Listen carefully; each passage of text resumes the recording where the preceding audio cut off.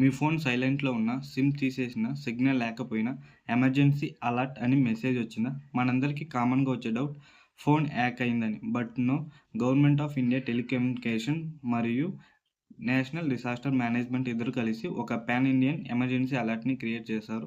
దాంట్లో ఒక trial test చేశారు. అదే మనకొస్తున్న ఈ ఎమర్జెన్సీ అలర్ట్ మెసేజెస్.